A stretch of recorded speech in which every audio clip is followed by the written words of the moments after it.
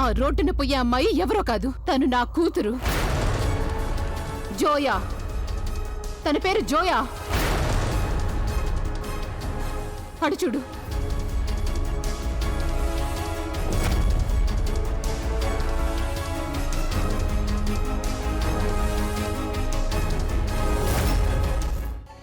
So Zoya నీకు సమీర్కి కూతురు అన్నమాట. వండర్. ఏంటి ఉద్దేశం? తను వత్సం తన తల్లిదండ్రులాగే అన్నమాట.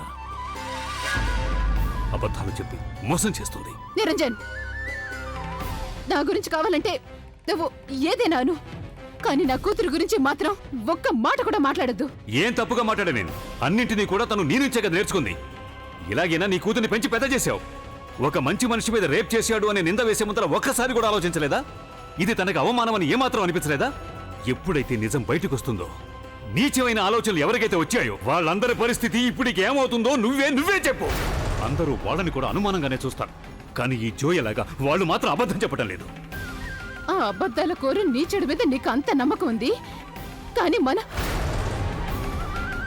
నా కూతురు మీద, జోయ మీద కొంచెం కూడా లేదా? రోహిత్ చిన్నపిల్లవాడిగా ఉన్న దగ్గర నుంచి నాకు తెలుసు, పొరపాటును కూడా ఇలాంటి పని చేయడు.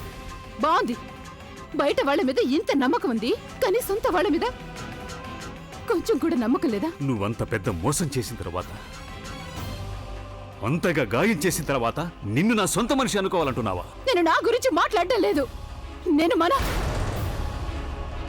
ఏంటి ఎందుకు ఆగిపోయావు నువ్వు? ఎవరి గురించి మాట్లాడుతున్నావు నువ్వు? నిజం చెప్పాలంటే నువ్వు చెప్పడానికి నీ దగ్గర మిగిలింది ఏమీ లేదు. నేను ముందే అర్థం చేసుకుని ఉండాల్సింది. ఇంత పెద్ద అబద్ధం చెప్పిన అమ్మాయి నీ కూతురు తప్ప ఇంకెవరు అయ్యే అవకాశమే లేదు.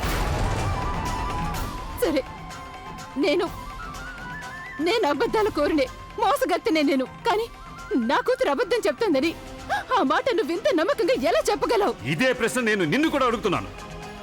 నువ్వు ఇప్పుడు ఇంత నమ్మకంగా ఎలా చెప్పగలుగుతున్నావు జోయ అబద్ధం చెప్పడం లేదు? ఎందుకంటే తను నా కూతురు కాబట్టి. నేను తన కన్న తల్లిని. నాకు తన గురించి ప్రతి విషయం తెలుసు. తన మీద నమ్మకం లేకపోవటానికి కూడా కారణం ఇదే ఫాతిమా. తను నీ కన్న కూతురు కావడం.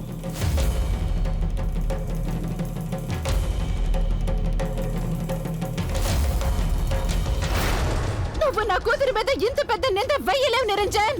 నా కూతురు అమాయకురాలని నేను ఖచ్చితంగా నిరూపించి తీరుతాను. వినిపించిందా నీకు? ఎవరు నిజం చెప్తున్నారో, ఎవరు అబద్ధం చెప్తున్నారనేది నీతో పాటు ఈ ప్రపంచం మొత్తానికి తెలుస్తుంది.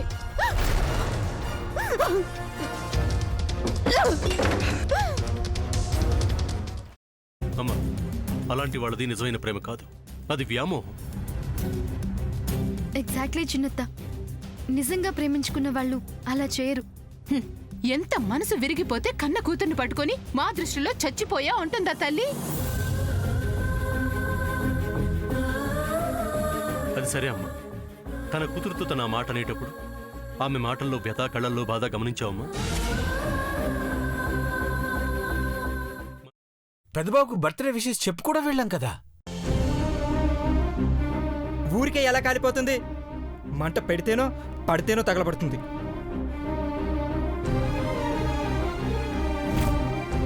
కరెక్ట్ చిన్నబాబు, నీకొచ్చినట్టే నాకు డౌట్ వచ్చింది. పార్వతే షర్టును తగలబెట్టిందనుకుంటా.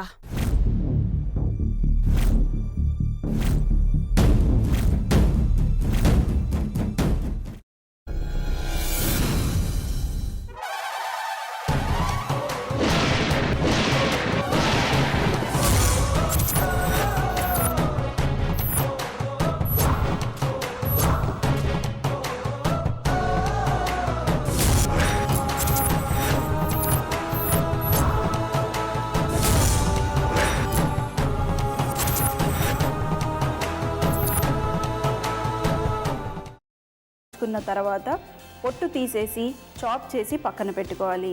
ఒక ప్యాన్లో కొద్దిగా నూనె వేడి చేసి అందులో ఆవాలు, మినప్పప్పు, శనగపప్పు, కరివేపాకు, సన్నగా తరిగి పెట్టుకున్న ఉల్లిపాయలు వేసుకుని 1 నిమిషం పాటు వేయించుకోవాలి. ఆ తర్వాత కాల్చి కట్ చేసి పెట్టుకున్న వంకాయని కూడా అందులో వేసుకుని బాగా మిక్స్ చేసి బౌల్లోకి ట్రాన్స్ఫర్ చేసుకుని అందులో తగినంత చిక్కటి పెరుగు లేదా పల్చటి పెరుగు వేసుకుని మిక్స్ చేసి అన్నంతో కానివ్వండి, చపాతీతో కానివ్వండి సర్వ్ చేసినా చాలా బాగుంటుంది.